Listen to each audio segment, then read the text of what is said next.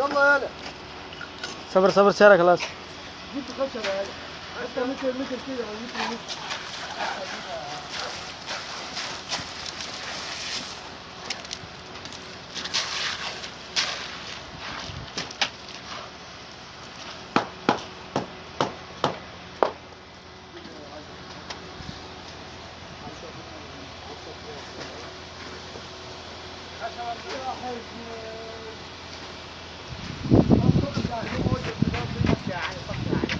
قول يا عم.